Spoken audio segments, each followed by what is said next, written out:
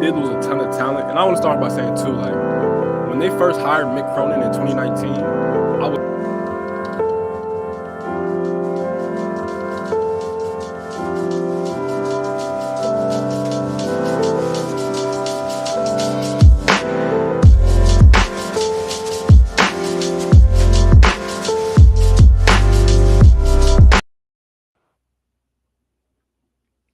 What is going on, people?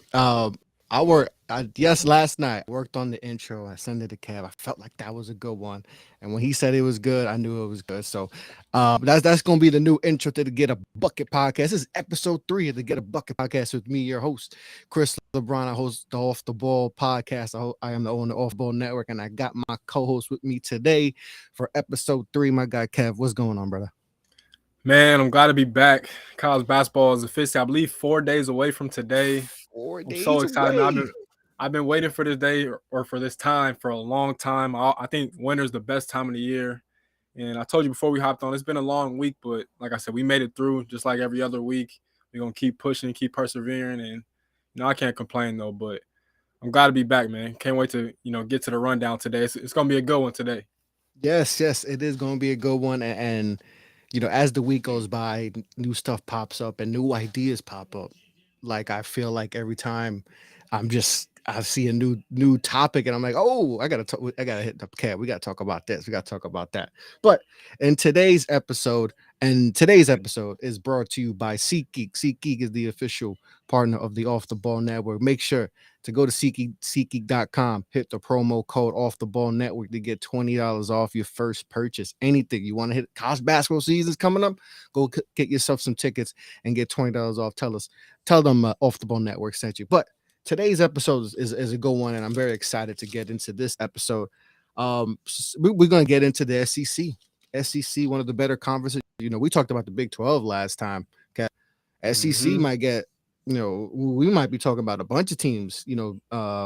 Getting in the big dance. So we'll talk about the SEC. Talk about some favorites. Some over 18, underrated teams. Then we're gonna get into our top impact transfers. We're gonna get into the transfer. Kids that are transferring over. See, who are some of our top impact guys. Changing over to different ball clubs.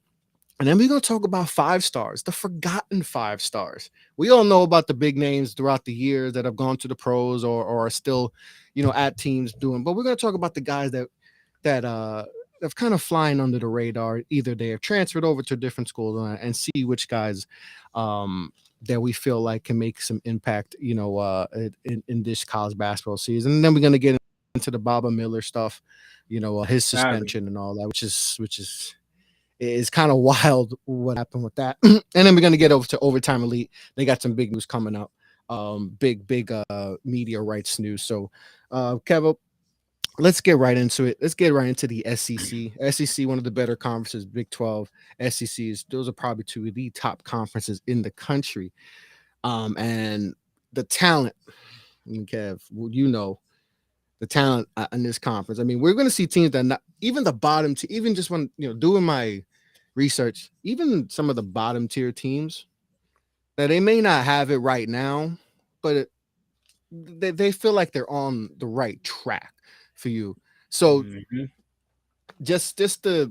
I did a little kind of like what the consensus is from bottom to top, and it's kind of Georgia, South Carolina, Vanderbilt. It's kind of been those bottom 3. And then you have, people say Mississippi State, LSU, Clemson, Florida in that second tier. And then you got Bama, Auburn, Texas A&M. And then the top 3 is usually Tennessee, Kentucky, or Arkansas. So for you, just, what is your overall take on this conference before we get into kind of the teams, in this conference? Man, I honestly love what the SEC has done over the past 5-6 years. Like you bring in a big dog, I like to say, and Eric Musselman to Arkansas. I thought that was a great hire. It's clearly paid off. He's been to 2 Elite Eights in back-to-back years. Nate Oates started off really good. They had a great year his first year there. Did some damage. He put Herb Jones into the league. He's had some good guys. Last year they were kind of very up and down, but they're still a solid program. I think Nate Oates is a pretty good coach, even though I'm not in 100% agreement with his philosophy on basketball. I still think he is a good coach regardless. And of course, like Buzz Williams, who we're gonna talk about a little bit.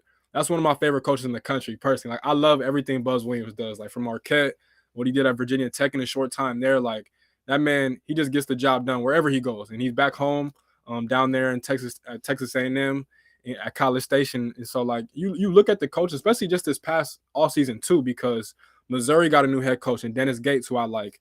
Yep. Mississippi State, another one, got Chris Jans.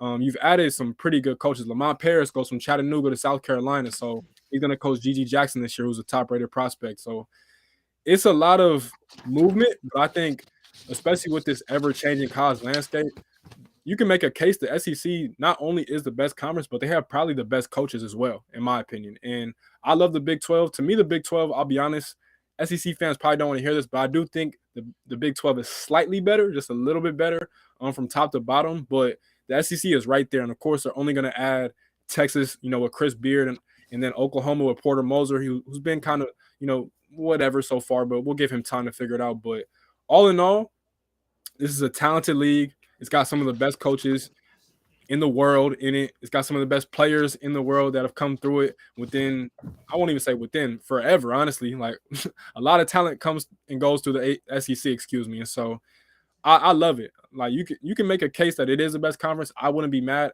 if someone said it personally, but this is a great conference, man. I love everything they've done with it. Yeah, and like you said, top to bottom, like it's the coaching is, is really good, and like you said, I want to start off with that bottom tier, and the South Carolina, the Georgia, Vandy. Vandy obviously got Stackhouse. They lost Scottie Pippen Jr. last year, but it seems like he's made some gradual improvement at Vandy. But Vandy's, and you hear some rumors that he may be on. I feel like Vandy's a tough job. Because just the academic standards they have, exactly. Like it's really, and people don't understand it. When you talk about like Duke, Vandy, Stanford, a lot of those, top institutions, Notre Dame, like it's tough for those schools to recruit. We see a lot of, especially like Duke football, we see like it's tough. Obviously the basketball, but like it's tough to get those, and they finally feel like they come around and all that, but. We've seen with Stanford, like Stanford hasn't made the tournament. They've made the tournament, I think, once since like what, 08 or 09? Something like that, yeah. Yeah, and like they may be able to get back this year with Harrison Ingram coming back, but like it's tough, and I just hope they give him more of a chance. I hope they don't pull the plug on Jerry, because it feels like they little progress, maybe not to what they want. And he's entering year 4 there.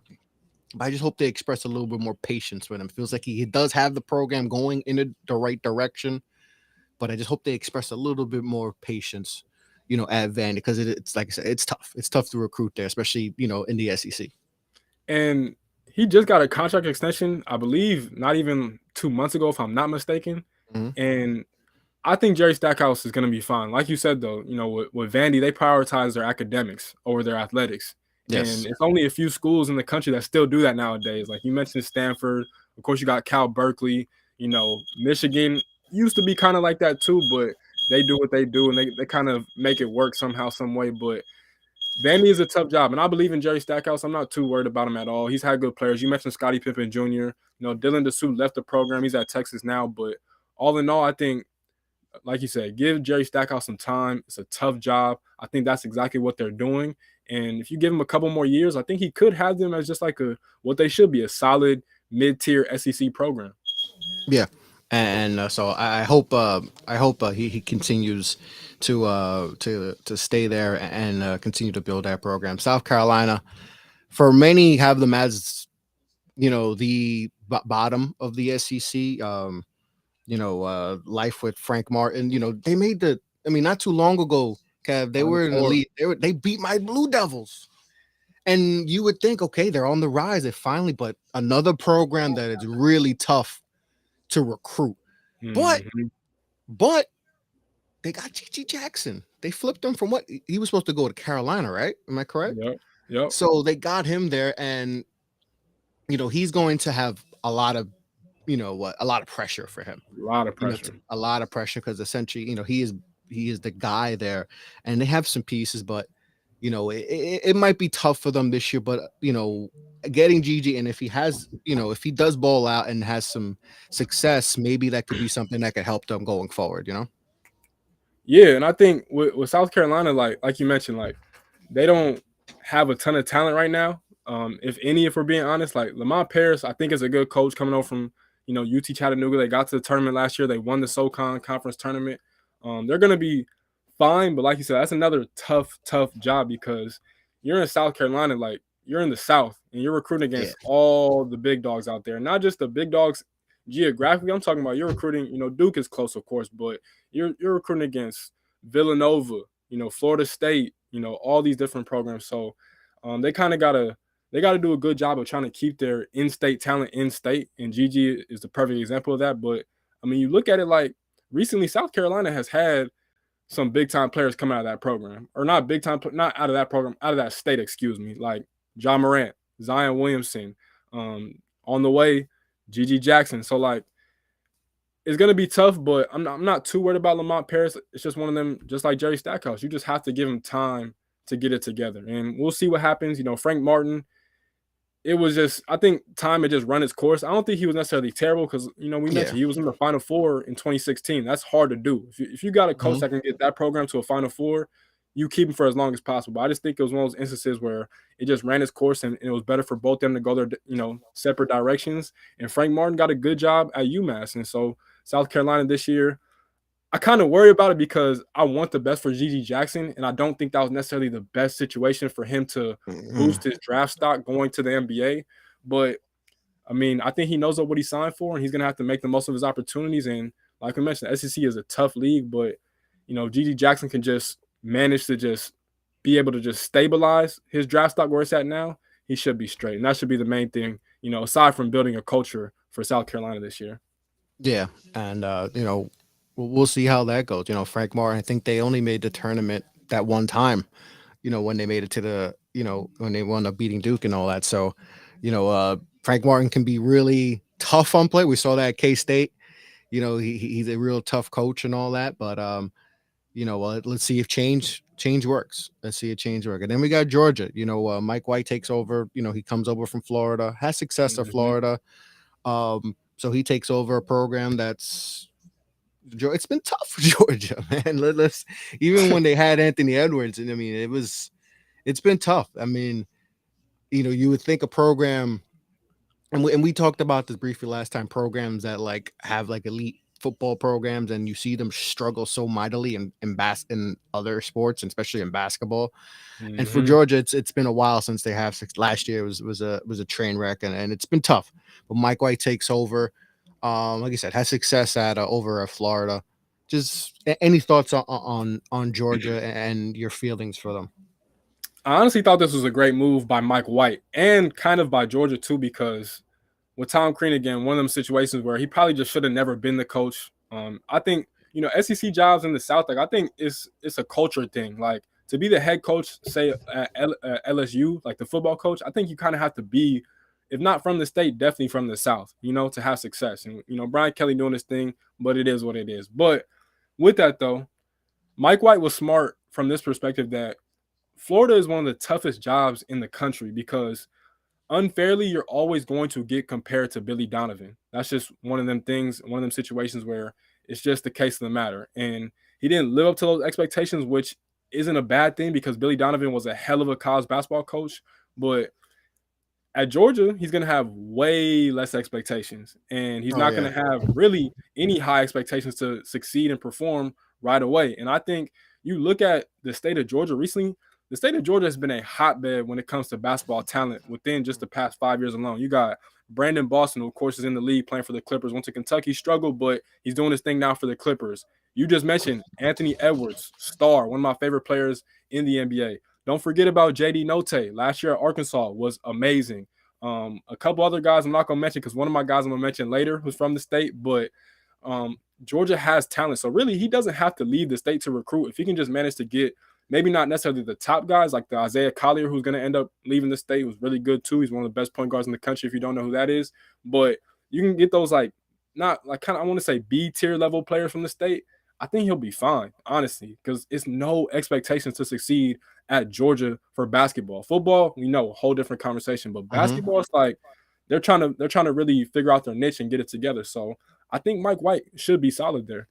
Yeah, and he got some solid upperclassmen that'll help them right away, and that'll dictate. I think that I don't think they'll be 1-17 again, or just win one No. game in the SEC. I think they'll definitely improve. That was Yeah. definitely not what you want. But I wonder if if they do get some success, if that carries on, on top of having the football team, you know, um, having success. And we'll talk about another team in the SEC whose football team is having a lot of success so far this season, and see if that carries on with the basketball team and all that. But I think the good things are coming. Like I said, we talk about those bottom tier teams, but they do seem like there is hope. There is hope for those teams. So we'll see what happens with Georgia Vandy and South Carolina. I think they'll be better than expected. But let's go towards that next tier of teams, and like the Missouris, the LSU's, the Mississippi States, the Ole Miss. And we've talked about Ole Miss in the chat, especially with Walker, who went to Ole Miss and has given us some intel on them, because and all that. And I want to start with them because they're a Right. team I want to love. Want to love them. I feel like and Field 68, they're high on them. A lot of people like them. They got the talent and all that. And you just hear, and we talked like Walk, he's like, he hearing mixed things about them. And it's like, okay, and for you, just talk to me about Ole Miss. I want to get into them first because they have the talent. Injuries kind of hampered them last year, especially with Ruffin, getting banged Yeah. up and all that. They have the talent. They really have a good lot of talent. So for you, talk to me about Ole Miss. It's tough because I think Kermit Davis is a good coach, but I don't think this is the level that he should be coaching at. And that's not Yeah.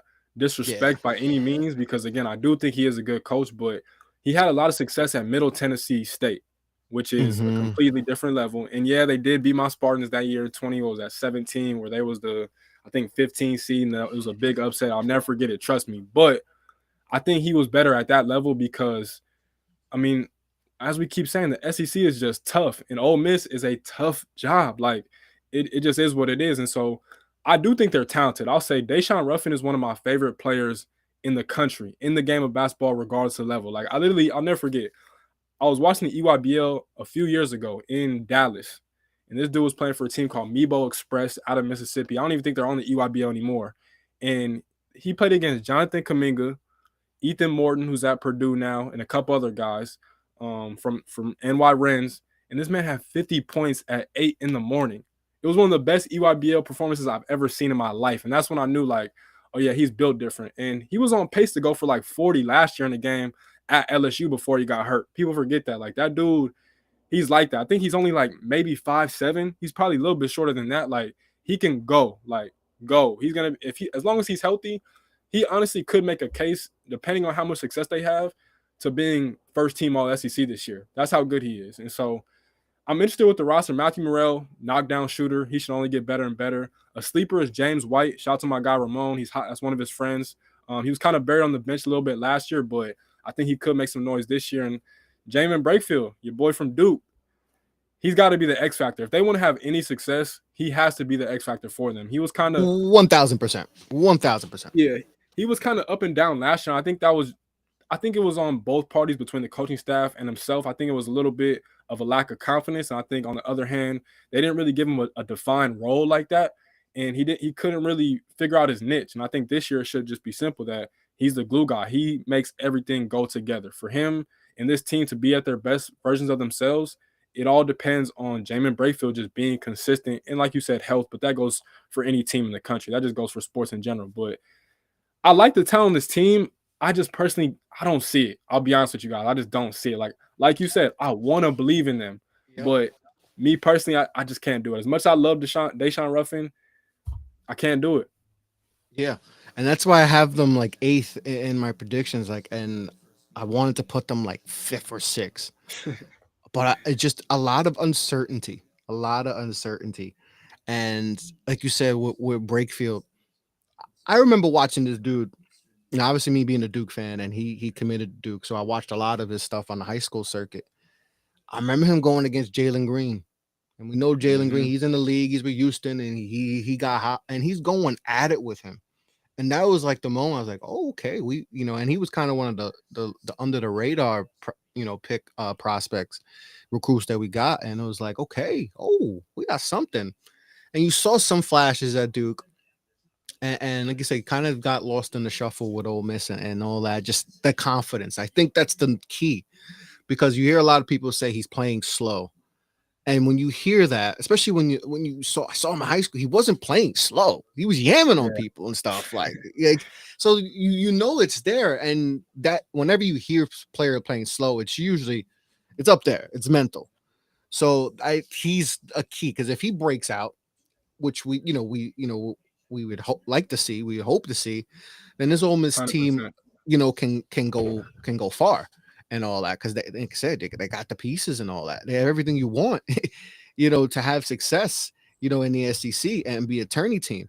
We're rough and Merle, all that, and so they have all the pieces and all that. So I want to like them so much more, but I gotta have them in that middle of that pack. I just have to have him in the middle of the pack right now until they show me something. But this Ole Miss team's very intriguing, but need to see how we got to be healthy. These guys need to step up and play up to their star rating, if you want to say that, and ball out. So with interesting team. I want to talk about LSU. Mm-hmm.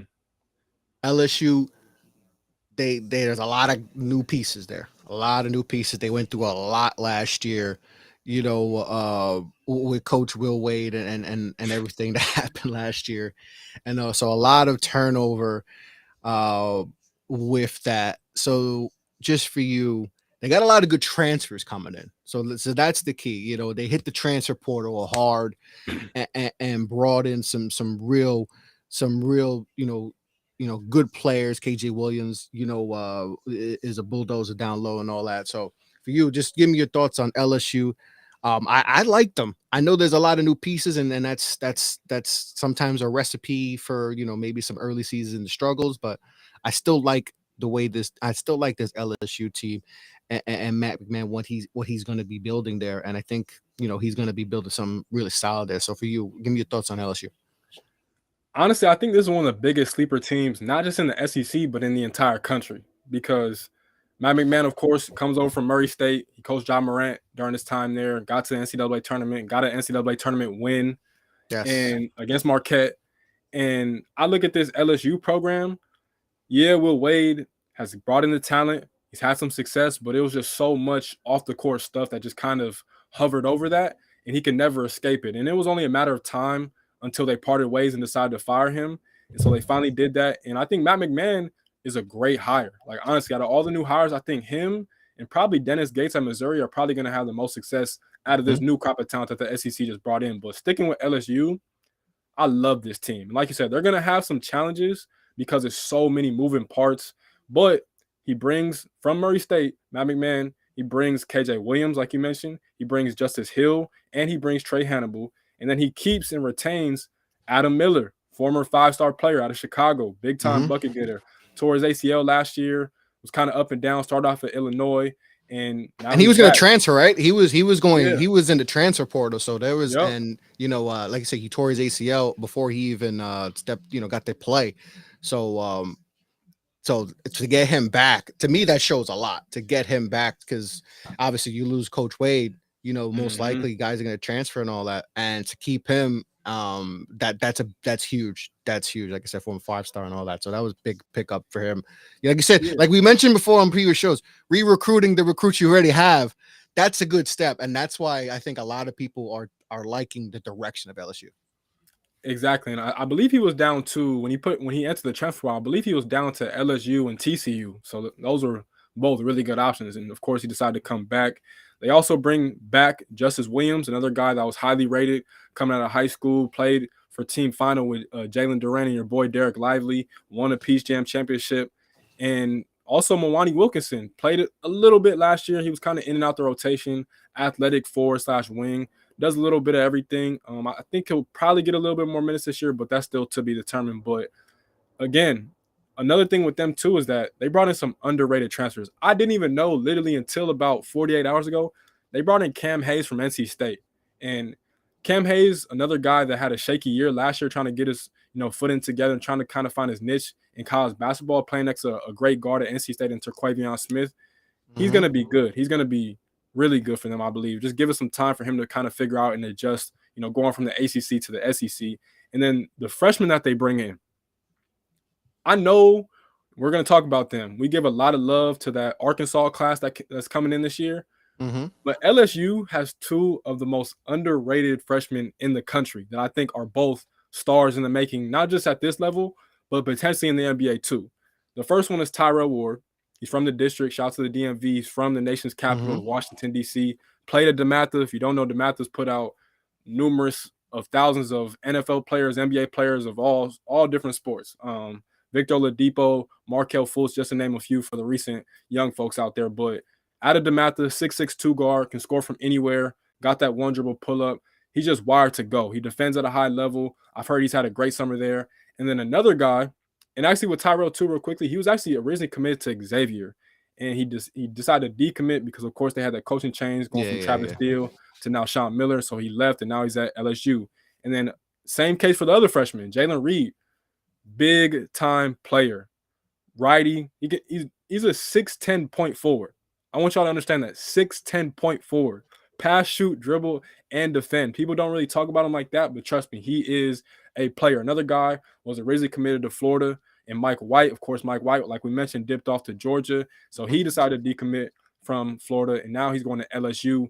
Both them two dudes, once they start to figure it out, are going to be problems. I think it's only going to take them a little bit of time to figure it out, but once they do, this LSU team is going to go from good to pretty much almost damn near elite because I think they have that much talent. It's all about for them buying into the system, believing what their coach is selling, and just playing together, not being selfish because that tends to happen when you put a whole bunch of transfers onto one squad. But at the end of the day, this LSU team is dangerous from top to bottom.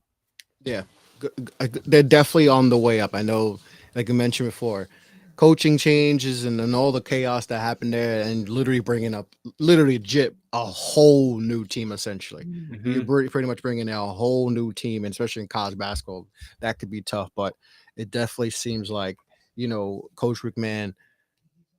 Feels like he brought in the right guys. Just so I was watching SEC Media Day, I think last week or 2 weeks ago, whenever it was, and it just seems like he has this team in order. The players seem like they're buying in, and that definitely bodes well for them going forward. So I think LSU's got the ship right back, and I think they'll be solid, and wouldn't be surprised if we're talking about them in the tournament and all that. All right, let's talk about obviously, and another theme of the SEC is coaching changes. There's a lot of new coaching changes, and like I said, we just talked about LSU. So let's get into these two teams. Let's go to Missouri and let's go about Mississippi State. A lot of changes in them.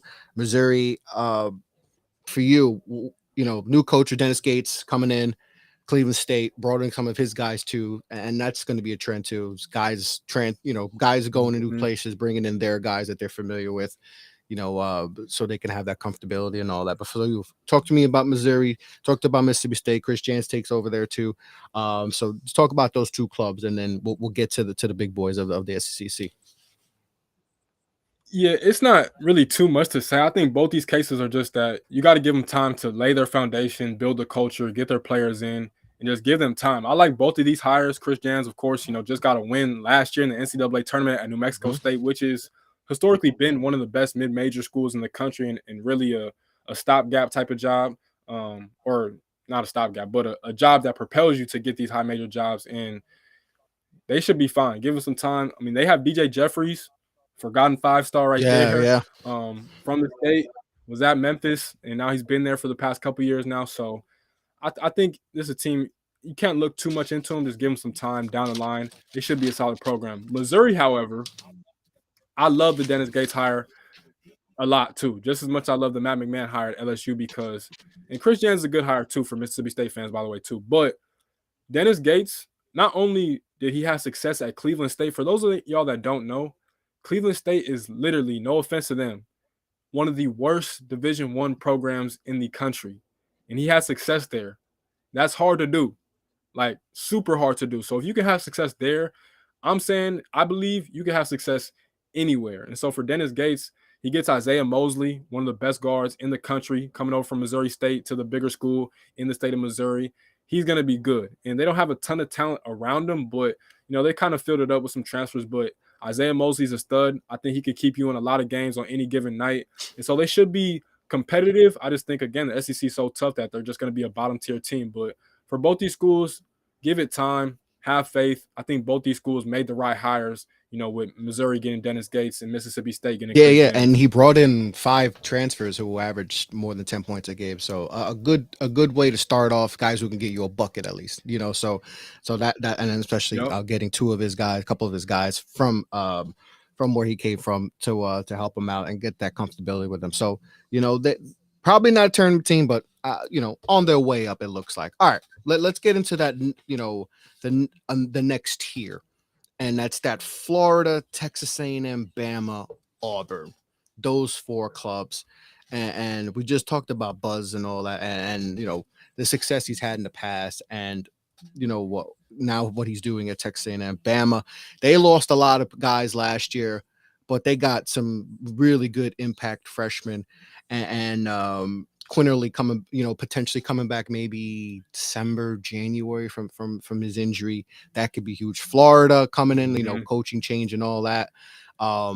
They got some guys in there, a good club going there. And what was the other team? And Auburn. Auburn lost a lot of guys too, but still, they have a good foundation there. They lost a lot of guys, like they lost, inside, outside presence and all that. So let's go through those 4 teams.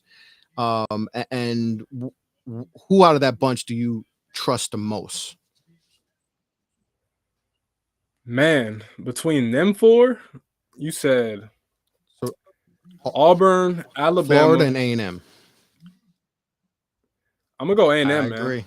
Because I told you, like, the way I feel about Buzz Williams, man, I just feel like he can take any program and just help them get success. And as I mentioned, with Marquette, with Virginia Tech, wherever he's at, he just does a good job. And even though, some fans didn't agree with him leaving for whatever, again, he went back home. He's down in Texas. He's originally from there. I can't get mad at him for going back to his home state, And he has success at Virginia Tech too. Virginia Tech's a good program, but that's not easy to do. That's not easy to do. No, exactly. So I look at this roster like Henry Coleman III was a beast for them, of course, former Duke Blue Devil, and he's a monster. You also have a couple other guys that I like that I think could have big time years. Tyrese Radford, a guy that followed him from Virginia Tech, and the main guy that's running the show for them at the point guard spot this year is Wade Taylor IV from Dallas.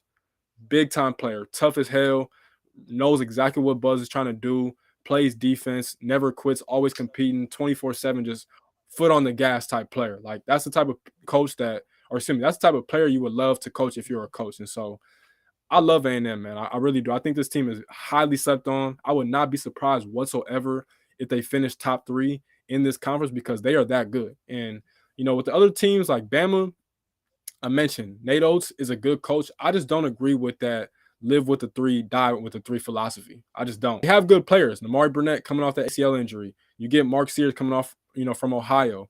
Mm-hmm. Javon Quinley, as you mentioned, going to be healthy, hopefully, sooner rather than later with that ACL injury that he sustained versus Notre Dame. Yeah. Brandon Miller is going to be a lottery pick. Big time player. He actually played so crazy. He played on the EYBL with Brad Bill Elite with Nick Smith Jr. Imagine those 2. We're going to talk about Nick Smith in a minute, but Brandon Miller, man, 6'9". He's kind of skinny. He looks skinny as you don't know what. Like, when you look at him, you wouldn't even believe he's as good as he is. But he is a tough shot maker from all 3 levels. That's why he's going to be a lottery pick this next NBA draft. He is the goods, and y'all just got to wait and see to watch him play. If you haven't, you're going to be in for a show. That dude's a big-time player. So Alabama should be good. Again, I just don't agree with the philosophy that Nate Oates lives with, and that's just me personally. Auburn, they lose a lot of talent, man. You lose Jabari Smith, who was amazing for them last year. You lose Walker Kessler, who was a big-time rim presence. But That might be the biggest. I know Jabari yeah, Smith. That's a big loss. Like number 3 pick in the draft, but losing Walker Kessler. I mean, he was blocking hmm everything last year. yeah, and you bring in Janai Broom from Morehead State, who should be solid for them. I think he should be. He shouldn't. He's not going to replace the production of Walker Kessler, but I think he could be solid and kind of make up for that gigantic loss in Walker Kessler. But my thing with them is that kind of like Nate Oates, it's almost like Bruce Pearl gives a little bit too much freedom to his guards. And back when he had Jared Harper and Bruce Brown, that was fine because those guys were good enough. They took him to a Final Four. Now you have Wendell Green and Katie Johnson, and both those guys can kind of just be sporadic, and you just never know what you're going to fully get from them, especially when they're taking 35-foot threes that are just out of Yeah, nowhere NBA range, and you're just like questioning what's going on. So it's a small backcourt too. exactly. And I'm hoping that for them, if Allen Flanagan can bounce back and have the year that he had 2 years ago, that would be big for them because he tore his Achilles. That's a tough injury to bounce back from. He was Very up and tough. down last year, but he's good. And I think if he can get back a little bit to that level, he'd be a big time piece for them. But the guard play is too suspect to me, so I just can't put my faith in them just yet. Yeah, and they may be my overrated team of the conference. I just I think losing Walker Kessler is massive, and um, trying to fill in. They don't have anyone that's going to be able to fill in that role and altering shots. And Jabari, what he did too, like on both ends of the ball, it is a huge loss. Um, so what about Florida? Obviously, Florida coming hmm in, new coach and all that. It's still got some good pieces. Will Richard, Kyle Lofton's there. Just talk to me about Florida and how do you feel about I feel like they're one of those teams that people are kind of trying to figure out Yep. in this conference. Some people like them, some people don't. So just give me your thoughts on Florida and how do you feel about them? I love the roster just as much as I love LSU's roster, but I want y'all to edit this clip, put it on wax. I'm saying it now. I'm not a believer in Todd Golden, man. If I'm being honest with you, I know, he's kind of like that new up and coming guy that everybody kind of just loves in the coaching industry and in the media Hmm. and different things like that. And he did have success at San Francisco. He got San Francisco to the NCAA tournament last year. That's not easy whatsoever. I don't want to discredit him at all by Hmm. any means because that's tough. I know he is a good coach. I just think, as I mentioned earlier, Florida is one of the best jobs and toughest jobs in all of college basketball. And it's high expectations there. You're always going to get consistently compared to Billy Donovan. And Yeah. for better or for worse, that's just the case of the matter. And so I think the roster is amazing. Kawasi Reeves, big time player, 6'6" sophomore, had an amazing freshman year. He should only get better and better in his sophomore year. Colin Castleton, I think, averaged 16-9 last year. It's honestly crazy how his career has panned out because as a Michigan State fan, when he was at Michigan, I believe for his first 2 years, Yep. to me, he was terrible. Terrible. Like, I thought every time he was on the court, I was like, man, put him in a ball screen and attack him. But the adjustment and the improvement and the development in his game after leaving Michigan and going to Florida has been tremendous. And he's one of the best bigs in this conference. If it wasn't for Oscar Sheba, he's probably the best big in this conference this year. Hmm. And he should only get better. I think he can literally average 17 and 10 this year easily. He's going to be a monster. So you have those two. Kyle Lofton, as you mentioned, experienced point guard, play for Mark Schmidt at St. Bonaventure, another really good, mid-major program where he had a ton of success. He should be steady, just got to figure out his coach exactly, what he wants from him, what Todd Golden wants and what he's trying to put onto the court. But he's a big-time player, big-time point guard, should have a ton of success.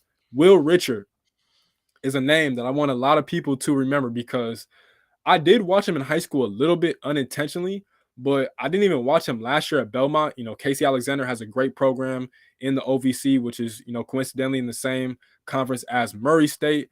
And Will Richard had a ton of success. 6'4" shooting guard, athletic, can get to the rim at will, can score from pretty much everywhere on the floor, just plays the right way, defends his butt off, knows how to play passing lanes and get easy steals for dunks.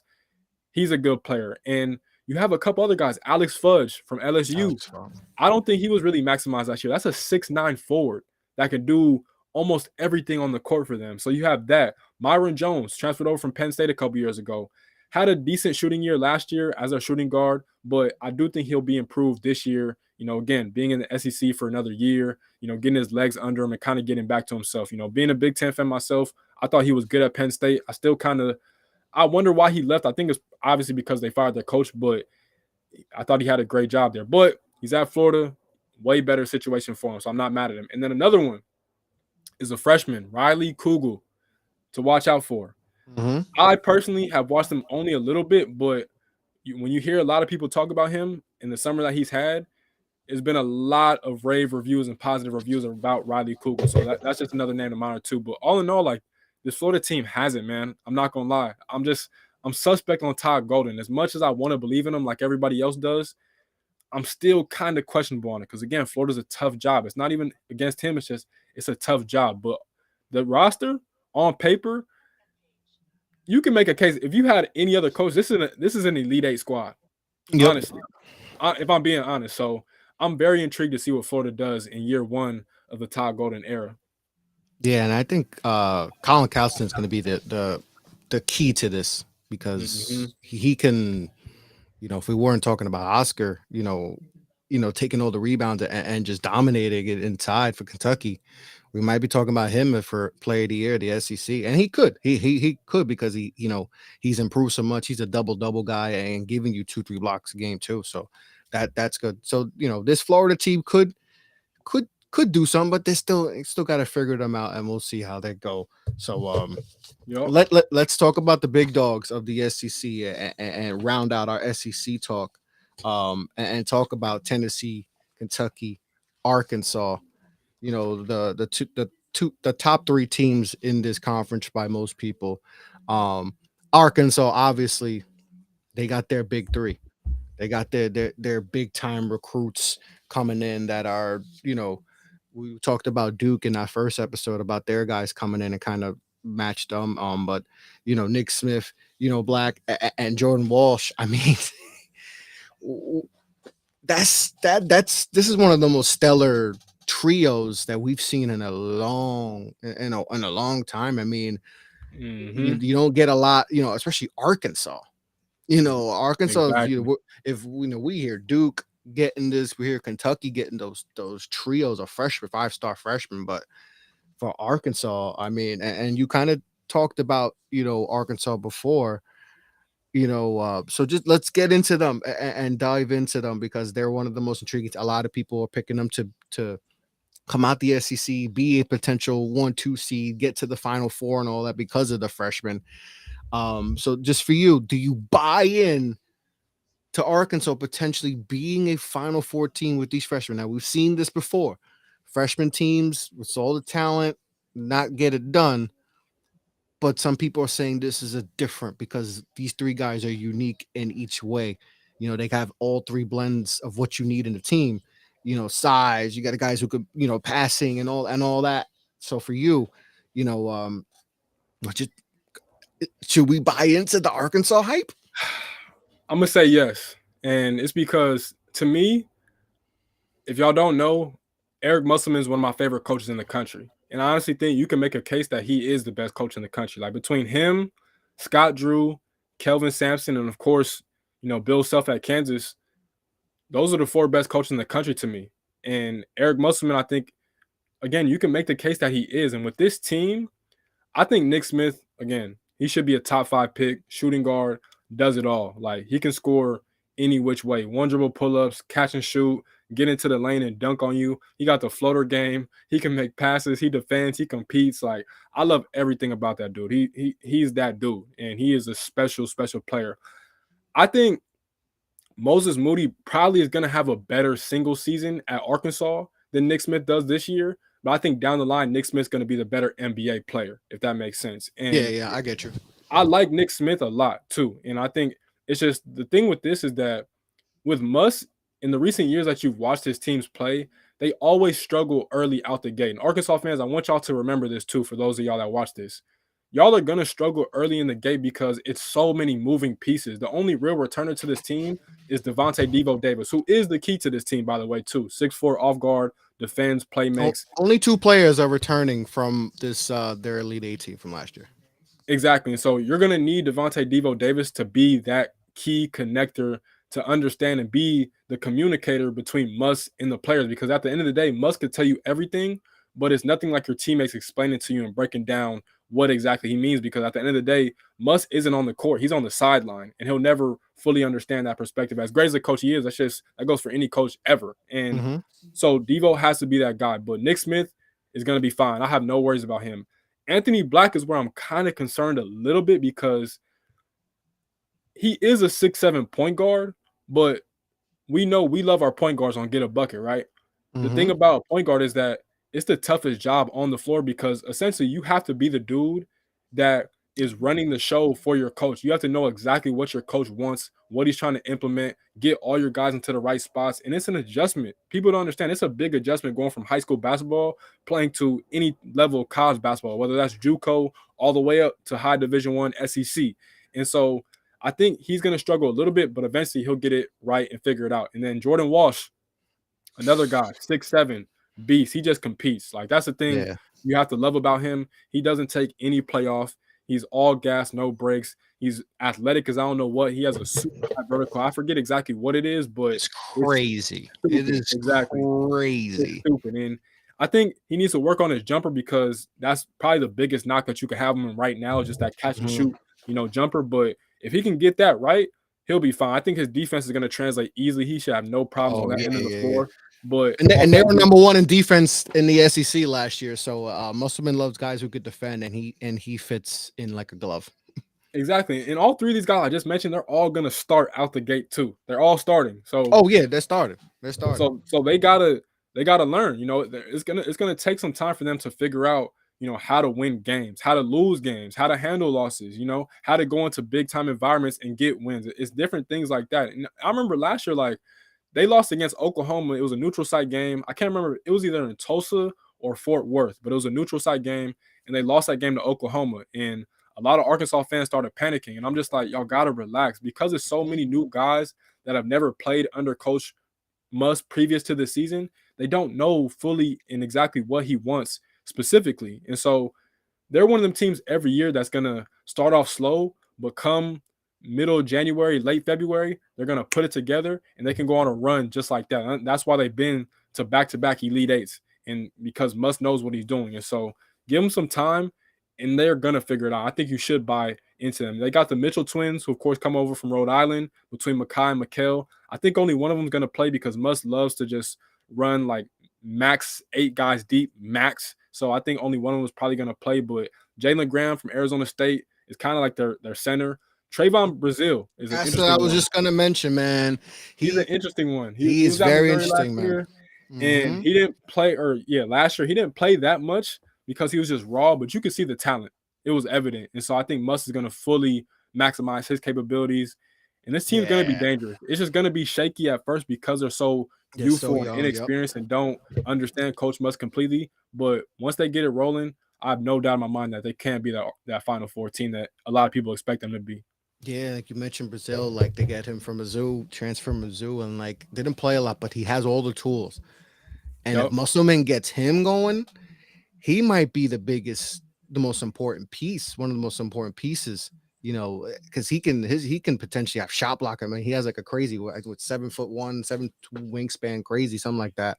So Mm-hmm. the potential, and he could, rim runner, that's gonna make life easy for Anthony Black, at the point spots, that he might, like you said, he has a tough job, but he also can have, like, I wouldn't be surprised if he's in, in the top of the assists because he has those guys in the wings with Nick Smith, and Brazil and Walsh. Like he has guys that you Mm-hmm. could just, all right, that guy. It might be really fun. It might be an easier transition where if this was another situation where you don't have those other guys, those other wings and a big like that, might be tougher. So, but the ceiling for this team It's crazy. is crazy. It's national championship, right? Like Mm-hmm. they can, like you would not be surprised if they do win the national championship because they've have so much success previously, and just bringing in this recruiting class. and some potential guys that could break out. And if those guys break out, they can do something special. But we got to see how they gel, because at the end of the day, they are freshmen still, and we have seen hyped freshmen not be able to translate quick into the college game. We know how the college game is so much Yeah. different, than high school and all that. So they're fun. I'm buying into, bro. I'm buying into the. I love Duke. I like these three better. Oh, I sorry. don't think that's crazy to say. I don't think that's I crazy. like these three freshmen better than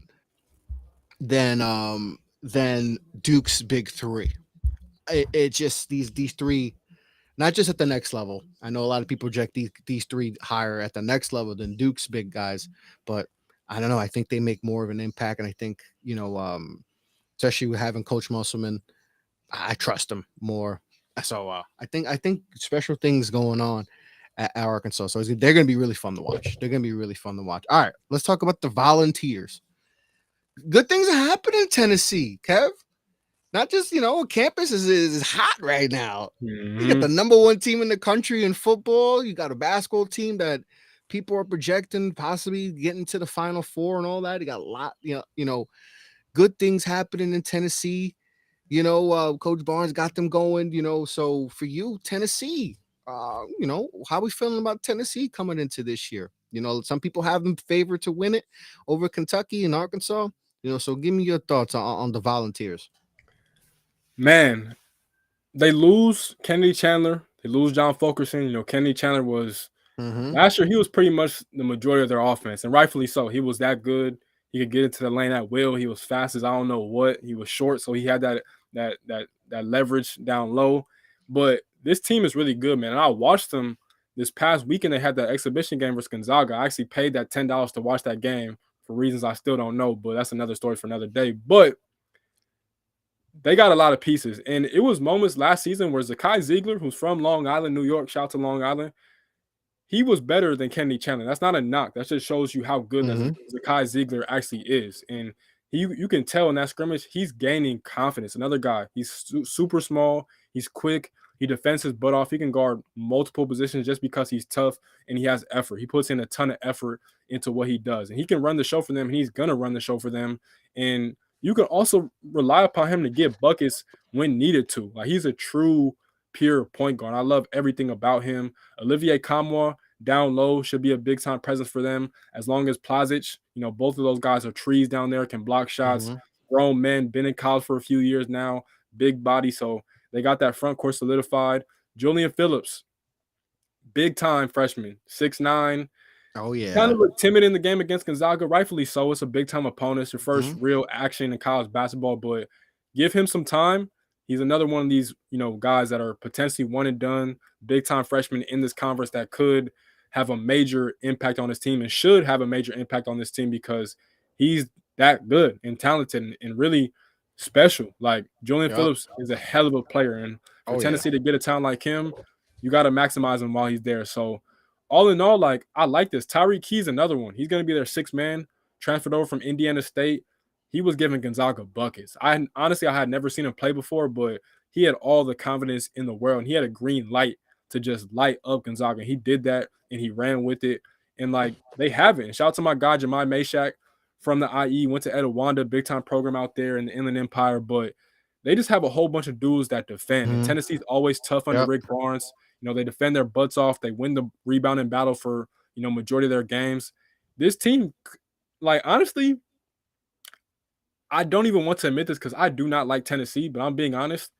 This could be the team that breaks through and gets them to their first Final Four, if I'm being honest. Like, because of that experience, they can. And they could win the SEC again. They won the SEC tournament last year, but they can win it with this team, and they can win it all, as much as I hate to admit that. Like, they can. A lot of talent team. They're bringing back four starters, 60% of their offense come back, and they got Santiago. That's gonna be, Santiago. I mean, he can shoot that thing. He's special. And then the former, we got a segment. We're gonna talk about 5 stars. Josiah Jordan James, guy who could defend and Mhm. all that. So they got a good balance. They got a veteran team mixed with some good, like you said, Julian Phillips. Was a top 10 recruit.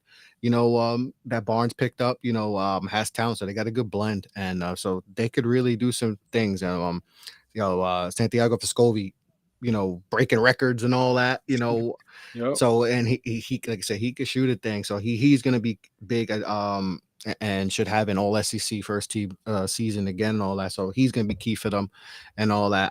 But yeah, they have the balance. They balance. Got that vet presence along with some good youngins. That's a good recipe. And we'll see if they can match with the football team. We're gonna see.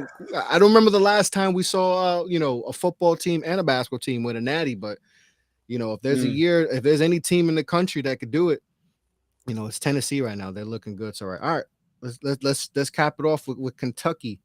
The Kentucky Wildcats. It's been a little. They haven't been really Kentucky of late. You can say Coach it's a Cal. drought. It's been a drought. They've had some they've had some down seasons and all that, but it feels like they might be coming back. These next couple recruiting classes are they're good to say the least. They're good to say the least. But Coach Cal and the company, obviously Austin's coming back, play of the year, 17 and 15. I Insane. mean, it's unreal what he's done, and he's just such a good kid too. Like he just came back, put his name in the draft potentially, but came back, and it's coming back, and they got a lot of talent. But they also have a lot of talent that kind of underwhelmed, to say the least, right? And to say the least, they got a lot of guys who have underwhelmed and all that. So for you, just give me your thoughts on Kentucky and all that, and do they break through? That last year we know what happened. St. Peter's came in, and surprise shocked the world and beat them, 15 beating the 2. So just give me your thoughts on Kentucky. I'll start off by saying that this is going to be a huge year for John Calipari. It's going to be a big Yes. year because, as you mentioned, 2021, RPT Clark, of course, always and forever, rest in peace. But Yes. it was a tumultuous year. It was a terrible year, and people, obviously, for obvious reasons, don't even want to reflect on that. And then you follow up missing the NCAA tournament, coming right back, and then getting eliminated in the first round to St. Peter's. Yeah. And at Kentucky, you just can't do that. Like Mm-mm. it's pretty much the highest job in all of college basketball you can make the case for, and they need it. And on top of that, you're bringing back the National Player of the Year, who you just mentioned averaged 17 and 15. So the expectations, whether people like it or not, for John Calipari this year are through the roof and damn near to outer space Yep. because he has to. This is a year you like. My thing with them is that with Calipari and Kentucky, like it's no excuse for you not to make the Elite Eight every 3 years. Every 3 years, No. I think that's a reasonable expectation in my opinion. I think that's fair. Mm. And I look at this roster like you got Oscar, Severe Wheeler. Not a huge fan of his game, but he is a winner. He has led the Mm-hmm. SEC in assists multiple times. He defends his butt off and he plays hard. Jacob Toppin is the most important player on this team. Of course, younger Mm-hmm. brother of Obi Toppin. Of course, they both got the genes of their pops, super bouncy and Oh, athletic. that's an And understatement, bro. They just jump out of the damn gym, man. Those genes they got in the top of family, man. It's crazy. and for him to take that next step, he just has to make shots and he has to Yeah. understand shot selection and shot quality, most importantly, because he kind of forced some shots last year, but he's the guy that he kind of has to be that do-it-all Swiss Army knife type of player for them. That guy that just is Mr. Versatile, defends the other team's best players, can rebound sometimes when Oscar doesn't get the boards, and scores when need to. And I think he can. I think he's gonna take that leap that a lot of Kentucky fans believe he is gonna take, and I have no doubt in my mind that he should take it. Damian Collins, another guy from Former Texas, 5 star. Former 5 star, former man. 5 star.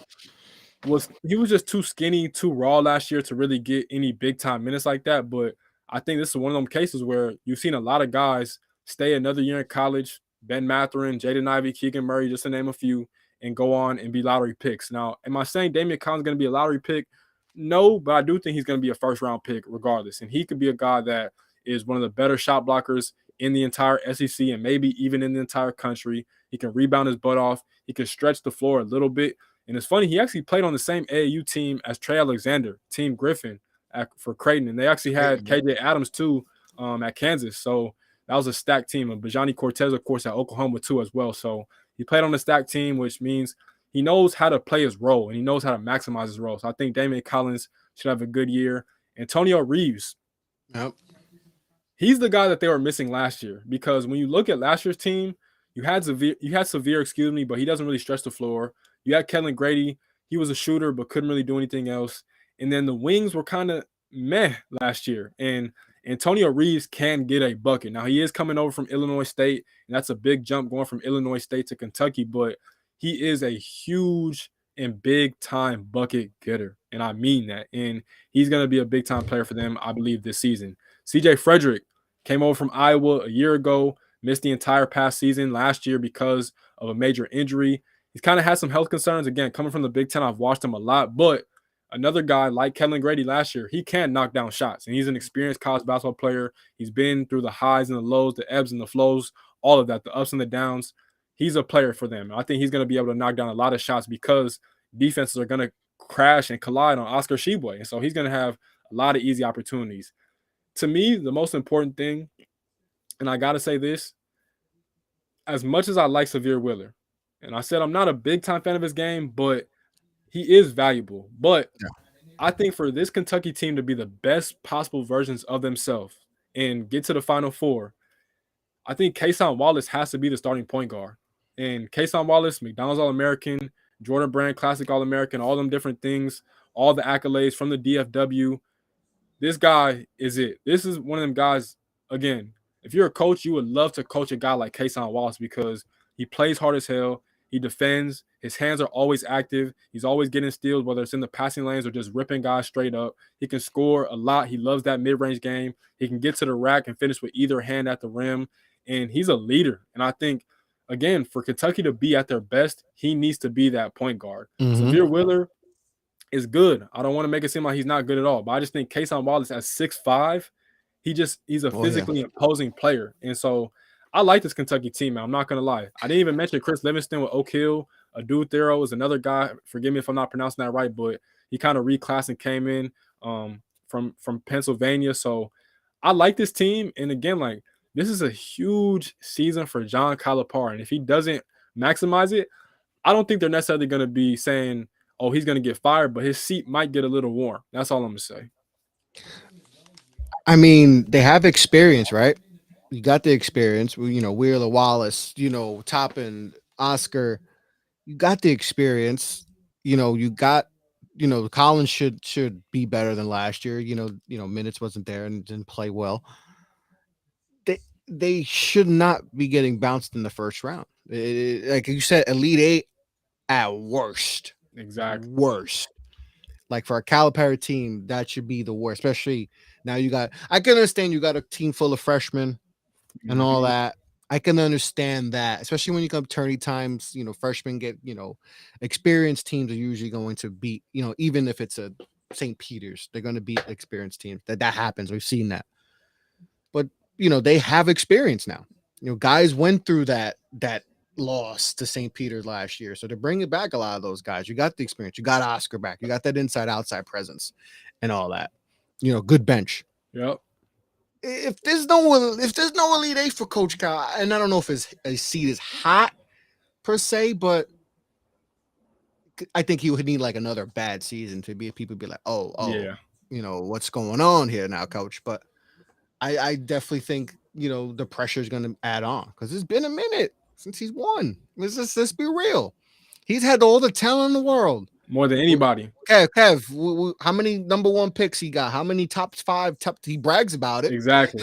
That's my he'd be the first one to tell you like all the guys he makes pros, and that's great. That's awesome. That's the job, man. You making guys multi $100 million, $200 million contracts. Good for you. I want to see the guards. We've seen him, even last year with Ty and all that. Like, you give Ty the reins, like, and I mentioned before in that first episode, like you gave him the reins against Georgia. I know it's Georgia, but he had 17 assists. So like, what are you gonna do with the guard? It feels like he always has these weird things with his guards.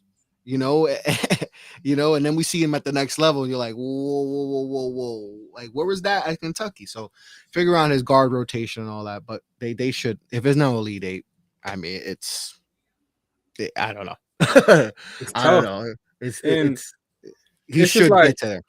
exactly. And it's like this team is so talented, and it's like I always want to say like it seems crazy, but it feels like he'll never get more talent than that 2015 team that had D Book and Cat and all them guys. But like this team, I'm not gonna say is damn near as talented, but it is kind of close.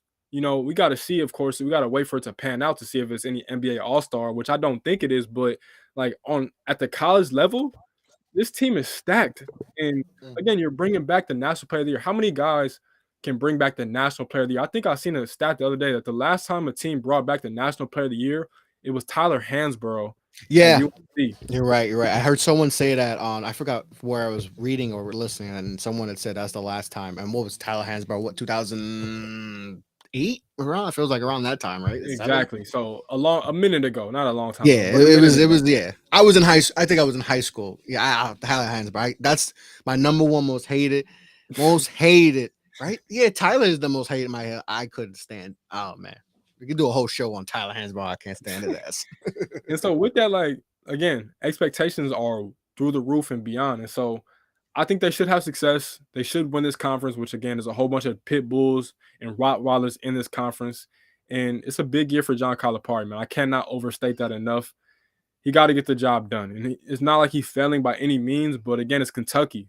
You have high expectations every year. Like you mentioned, they brag about getting all these big time players and they brag about, playing this tough schedule. But and getting guys to the NBA is great. I don't want to diminish that at all either. You're helping guys for generations, their family for generations. You're making dreams come true. But at the same time, you're coaching in college. And Mhm. I know it's a group, not only in Lexington, but worldwide, that are diehard college basketball fans that want to see you have that success in the tournament. And so I believe in Kentucky. I think this is going to be a huge year for them, and I can't wait to watch Oscar Sheba in a few days because that man is a beast. Anybody that's a fan of the game should enjoy him while he's here because he's a rare player. And let's just see what they do this year, man. Yeah, they're big shoes.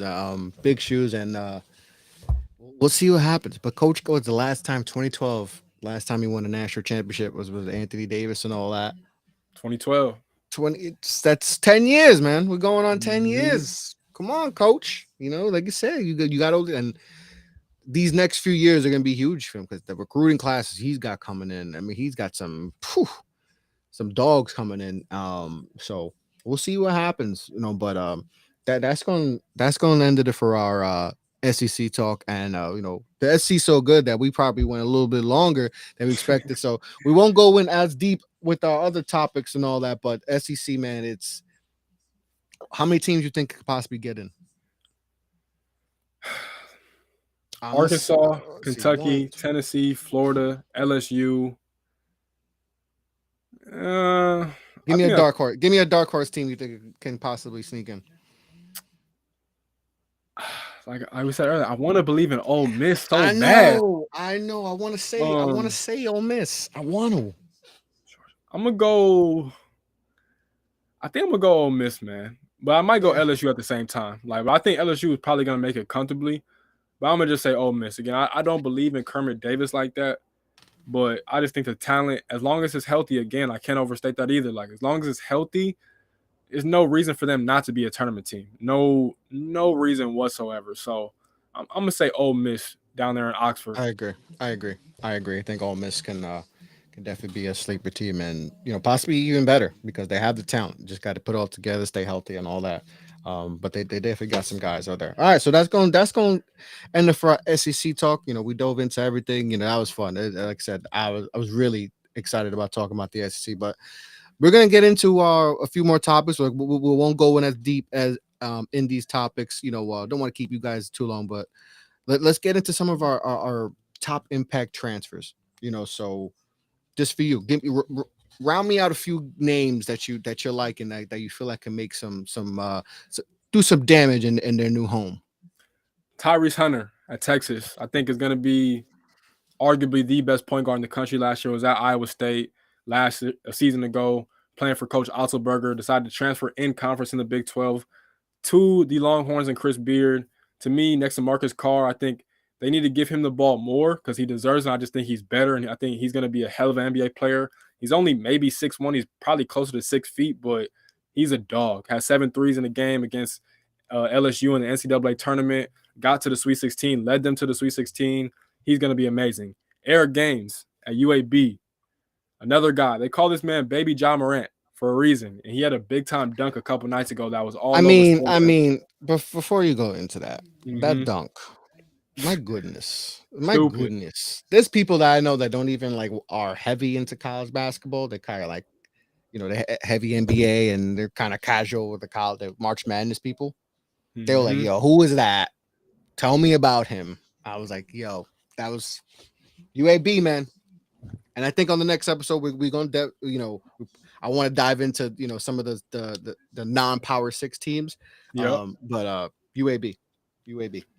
Air Games, and then I'm gonna go with both the Illinois boys. Coming over from the Big 12, you got Matthew Mayer, who was at Baylor, won a national championship. He cut the mullet too. I seen that. Yeah. So he means business. He means business. Yeah, even though they say mullet is like a party, whatever that saying is, party in the back, whatever. But you cut the mullet off. I'm taking you serious, man. He means business this year. I think he's gonna try to get back and win a national championship, and he's gonna be a huge part of any success that Illinois has this year, alongside Terrence Shannon, coming over from Texas Tech. That's lefty. Big. Terrence Shannon's been like in the NBA draft scene for like a minute. Like I think like 2 years ago, people were saying, "Yo, first round pick." And then last year, like if he's out, and he just hasn't. But let's see how he does in Champaign. Let's see. Was supposed to go to Michigan, but as I mentioned earlier, their admissions is kind of crazy. The academics, they still prioritize it, but he ends up at Illinois, where he's originally from, his home state, which is cool. And another guy just like Matthew Mayer, both are going to have success. And my last one is Casey and Defo, the star for that St. Peter's team that went to the Elite Eight this past season, going to Seton Hall, following his coach, Shaheen Holloway. Again, another guy that just plays so hard, man. He just never gives up. He's involved in every play, whether it's off the ball or on the ball. He just has that type of impact. And I look at the Seton Hall team, like their front court is so deep between Trey Jackson, Alexi Yetna, and Tyree Samuel. Casey and Defo is kind of like the only traditional big, and he's going to make an immediate impact because he's probably the best defensive player out of all those guys that I just named. So watch out for him, playing out there in South Orange, New Jersey. Okay, so I got two. I'm gonna shoot you. Nigel Pack going from K-State to Miami. There's a reason why Miami is getting a lot of love. I had him with Isaiah Wong. I mean, that's I can't wait to watch them. Yep. That's gonna be Nigel Pack was Big 12 and all that. He's a bucket. And then Bayer Shireman, going to Creighton from South Dakota State. I mean, he's another reason why people are so high on Creighton. Another guy, he was in the NBA draft scene. People were talking about him, and now that at Creighton, he has a chance to really skyrocket. And he's another one who's a sniper, and that's why we're really bullish on Creighton. So those are two guys I think are going to make some major impacts this year for two teams that are, especially in Creighton, that we think can possibly sneak in and be a Final Four team. In Miami, they did work last year. You added Pack to that.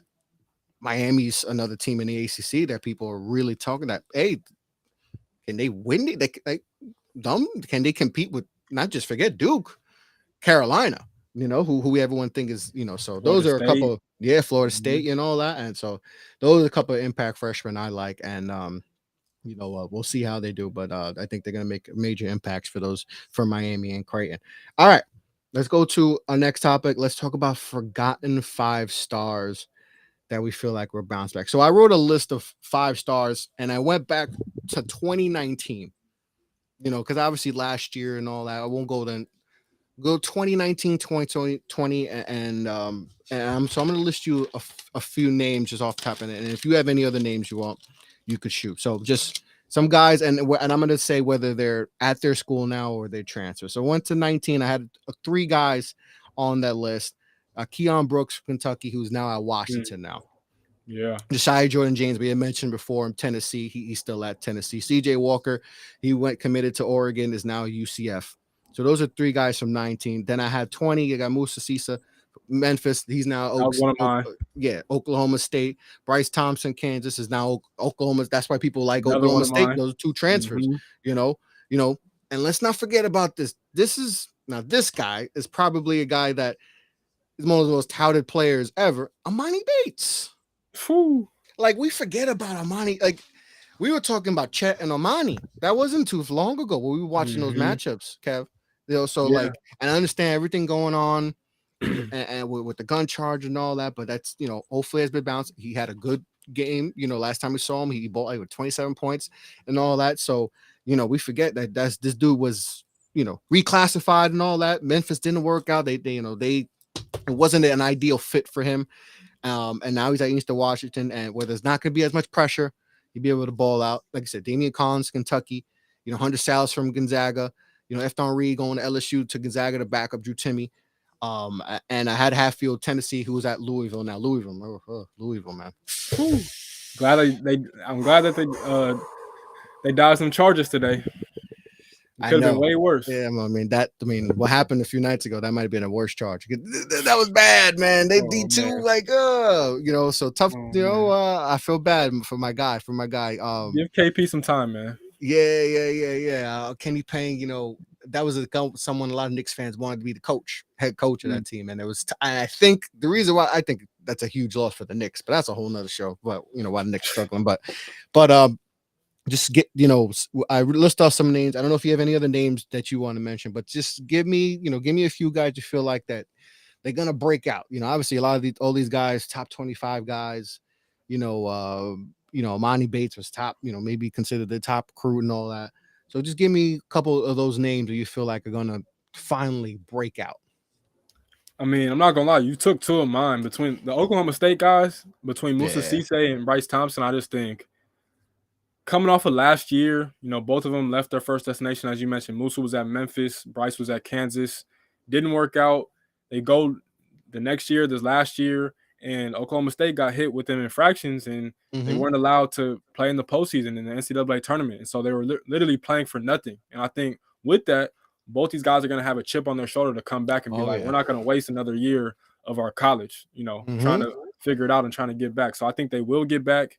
Avery Anderson's a big-time guard playing next to him. So I think both those guys should have big-time season. And then the one that I have outside of that was Brian Antoine, man, out of New Jersey. Dealt with a lot of injuries at Villanova. Couldn't really get on the court because of that. And if you know Villanova, like when Jay Wright was there, at least it's probably going to be the same for Kyle Neptune. But aside from this year, I guess. But a lot of people like to say that Villanova doesn't play freshmen, which I don't agree with. Like, they do play their freshmen, but it's just like you got to wait your turn. You know what I'm saying? It's just like anything in life, and you got to earn it for real. And it's older guys that have been there through the process, know what it takes, that are stronger, wiser, faster, all that understand what they're doing more than you do. And so I think Brian Antoine, he goes to Radford. He's going to play for Coach Nichols this year in the Big South. If he's healthy, I think he could have a good year. He played a little bit last year, but he just still wasn't 100% healthy, and I'm hoping he's healthy this year. And maybe he can get Radford to the tournament, man. The Big South is a good conference. They're going to have some competition, but I would love nothing more than to see Brian Antoine lead this Radford program to the NCAA tournament. Yeah, and that'll be interesting to see. And I root for all these kids. Root for all these kids. That's first and foremost, because picking a school is a lot tougher. Obviously, you hear Duke. Even how many times we've seen 5 stars. Like I remember Jalen Johnson. We went to Duke. Everyone thought that was a simple. That was going to be a smooth transition. And obviously, besides the pandemic, he wound up leaving early and all that. But picking the right school is detrimental. Like, it's very important that you pick just don't go with the name that you see on the front. You got to pick a team that's going to fit your needs, that's going to make your game excel, because too many times, Kev, that I go through the 24/7 or I'm on 3 and I look at 2016 class and I'm like, oh, I remember him. What the hell happened to boy? I mean, I'm sure you do. I'm sure we all do it. Like, we just browse and you just like, damn, I remember him coming up. Like, he was that dude. And then you don't hear about him again. It's crazy. So, like, I hope for all these kids that they pick the right school. Hey, something shit. The first time they may not work, but you pick the second time and it works out. And you pick the right team that fits your need, that's going to excel your game and get you to where you want to be. So especially in the case for like Amani, like Yeah. people were saying like he's the next Kevin Durant. Like I know Crazy. you have experience with Amani because he was supposed to go to Michigan State, and I'm sure that burned a little bit. And Mm-hmm. he probably may have been better off going to Michigan State. You know, Maybe. maybe it might have been better off. Memphis was a tricky fit, but I can't blame him. Penny Hardaway can recruit, but I root for these kids. Hopefully in their second chances that they can excel and all that. So, going to be interesting to see how these guys go, and hopefully they can make an impact on this team, especially those Oklahoma State guys. Like I said, they got kind of Oklahoma State didn't get to be in the tournament last year. Right, they had some.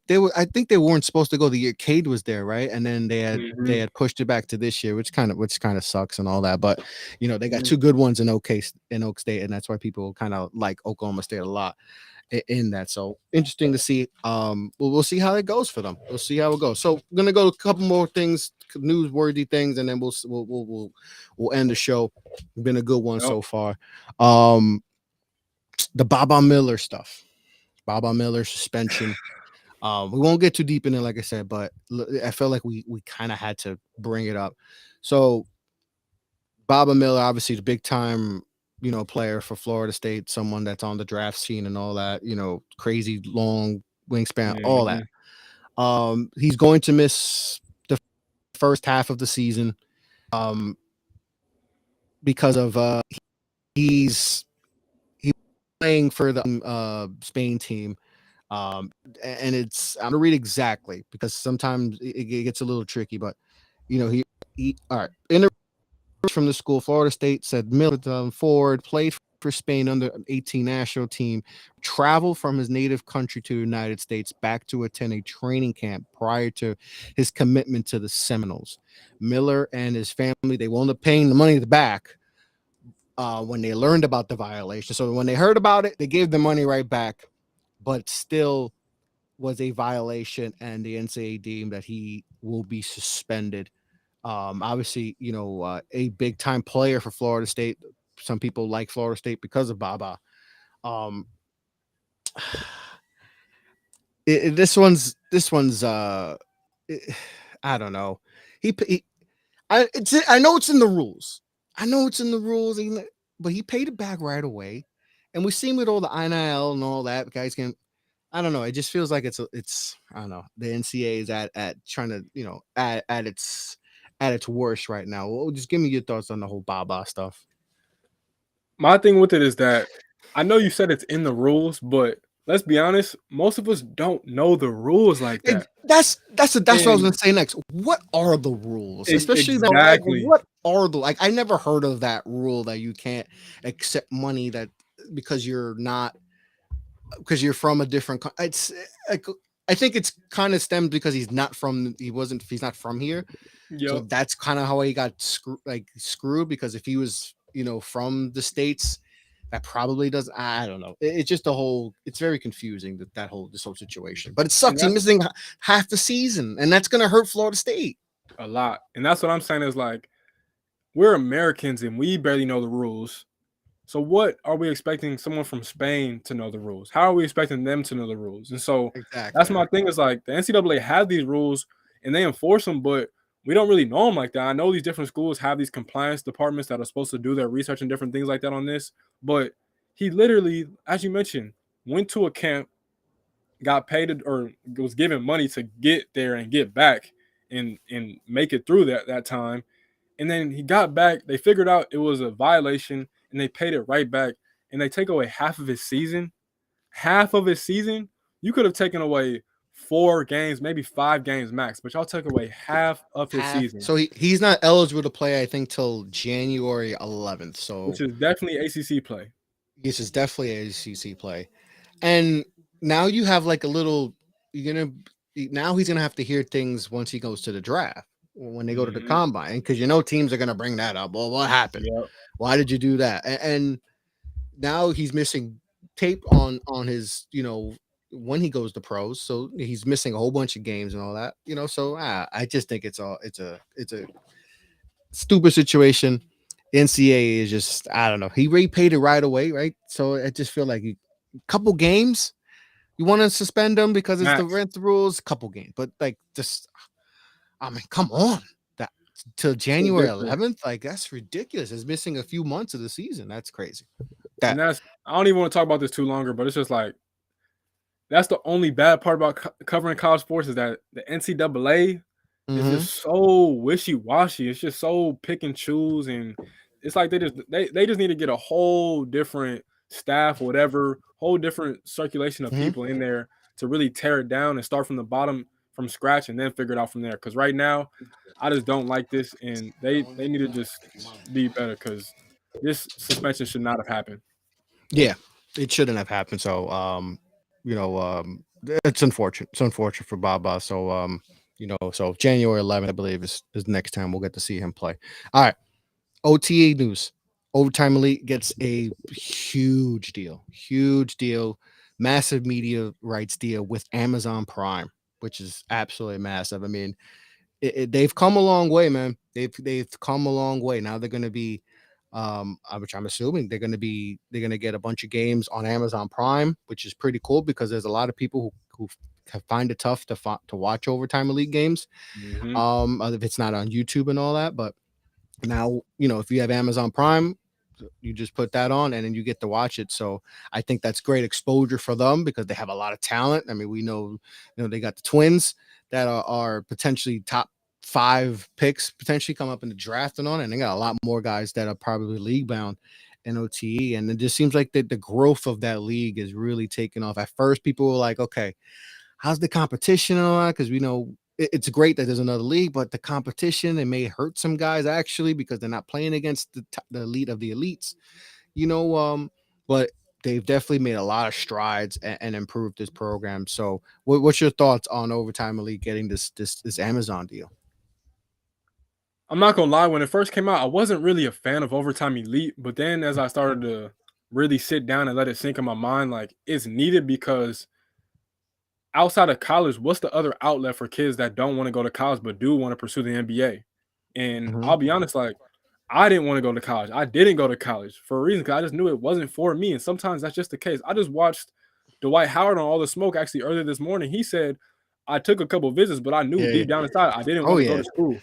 Oh Like I huh. wanted to go to the Exactly. NBA. And so that's how it is sometimes. So we need other avenues in the United States that don't require our dudes. Same thing with our women to go across the water in the ocean to play basketball when should be able to do it right here in their homeland and home states. And Mm-hmm. so for me, from that perspective, I think it's great. And they got some Yeah. good people behind it. Corey Frazier really tied in. Kevin Ollie, of course, former NBA player himself, national Mm-hmm. championship coach winning in college. So I think it should only get better and better. Getting Rob Dillingham is huge. This Amazon deal is huge. It's only going to build the league, and it's only going to make it more attractive for those dudes that know that they're pretty much almost NBA ready. It just needs a little bit more time, but they've got the players. Again, you add in Rob Dillingham. You got Yeah. Amon and Asar Thompson. You got Jay-Z and Gortman, who was actually coincidentally committed to Florida State before he ended up going to Overtime Elite. But they have the players, Jakai Howard, another one. So they got the players, man. So I'm very excited to see how they keep building it and keep expanding. Yeah, and that was gonna be my next thing, talking about the Donda kids um finding new spots. And like you say, Rob Dillingham is going to play for Overtime Elite, so that's big, so that's good for them. Like you said, another avenue for guys to make some money and play, because not everyone, like you didn't want to go to college. I didn't want to go to college. I wound up going to a junior college, and that experience to me was, that I always say, like, for anyone, I know a lot of people who go to big time universities and all that, but if you need to experience JUCO to really appreciate college. Hmm. Like it's, and I saw a lot of D1 dudes who went to big time university. This one dude went to Ohio State, and he goes to a JUCO, and he wants to be in the big time campus to being in a 3-floor building, and you gotta take the train and buses to go to practice. Like, that'll humble you. And I've always felt like people should always, if you get to experience that, go to D1 and go to JUCO, you never want to go back to JUCO, and that'll humble you and all that. So, I'm one who didn't want to go to college either, but I went the JUCO route, and then I feel like that value that brought a lot of value to life and all that. But not everyone wants to go to that college route. You get paid and there's NIL and all that, but you still got to go to class. You still got to be eligible for at least a semester. Guys just don't want to do it. Like you said, Dwight Howard was like, all right, I'll listen. Like LeBron James, he probably same route. Like he knew he was going to leave. He maybe had Duke and Ohio State, maybe whatever, but that's it. Now everyone wants to go to and as we seen sometimes, I always say like BJ Boston. What if he had just went from high school to the pros? He's a first round pick, right? Lottery. He goes to college, didn't work out at Kentucky, and goes to the second round. He's not a second round talent. We see this a lot in college. Like that's a tough transition. Some guys don't want to go through that because it can hurt you down the line where you dress. So good for Overtime Elite. Very happy that they got this deal. I think they're getting 20 games. That'll be Amazon Prime. Rest will be on, I think, another streaming service or YouTube and all that. But it gets more exposure. You will get to know more of these guys that we probably don't know of, and so it's good for them. So I'm excited. But that's gonna cap it off. Forget a bucket. Episode 3 in the books. Another great episode, brother. This was fun. Appreciate anyone who tuned in, listening. We're going to drop the podcast tomorrow. So if you want to listen to tomorrow, it'll be available. It's available on Apple Podcasts. Just got on Google. If you like Google Podcasts, it's on Spotify, all the major platforms, on YouTube. So make sure to leave a thumbs up and leave us a subscription on all that. But that's episode 3, man. Another great show in the books. SEC, man. I mean, we did the whole show in the SEC. I mean, I had to lay out. I was like, we're going to do like half hour. No, man, SEC so good. We did like 1 hour and 10 on the SEC because it's just that great of a conference. It's so deep that you had to just dive into it thoroughly because I think there's even the bottom tier teams can we might see. We're definitely going to see some upsets. We're going to see some upsets because some of the bottom tier teams can definitely sneak up on some of these good teams. But Kev, another great episode, buddy. Yes, sir, man. Appreciate it. This was dope. Can't wait for episode 4. Let's keep rocking. Yes. And college basketball is around the corner. Literally, Thank God. We see it. I see it. You see it. It is right here. Can't wait. Episode 4 will probably drop it right before the college basketball season starts. It seems like we got a Thursday thing going. We probably will probably get another one in before the college season starts. And get some going. But you can follow me off the ball pod. I'll follow you off the ball net, OTB_ network. Go to over.com. Go to SeatGeek. Go get that $20 off. Go, college basketball season. I'm gonna be using it, to gonna check out a lot of games nearby New York City, Jersey area. So make sure to use that promo code off the ball network. Kev, tell the people where they can find you. At Easy Money Kev 7 on Twitter. It's spelled exactly how it said. And of course on Instagram. I've been lying to y'all the past couple of weeks, but I got it right. I forgot I changed it. It's Young YONG_ Simba SIMBA_ 2100. So follow me, I'll follow back, man. I appreciate you guys. Make sure to follow Kev. I think I know college basketball, but this man knows college basketball like no other, man. He's an encyclopedia for it. I'm just happy that he picked me to be his co-host and all that. So it's gonna be fun. College basketball is coming on soon. We can follow him off the ball. Follow Kev. He has his handle right there on Twitter. That's where we're probably most active. We're talking a lot of the ball and all that. So like I said, interact. With the college basketball season coming up, we got a lot of good feedback on the show. So appreciate that, man. Really appreciate this show. The show has gone way better than I anticipated, man. A lot of good feedback from a lot of people we respect too. So that means a lot. So like I said, episode 4, like I said, we'll give you details on what the next episode is going to be. That's Kev. I'm Chris, Off the Ball Network. Peace out, guys.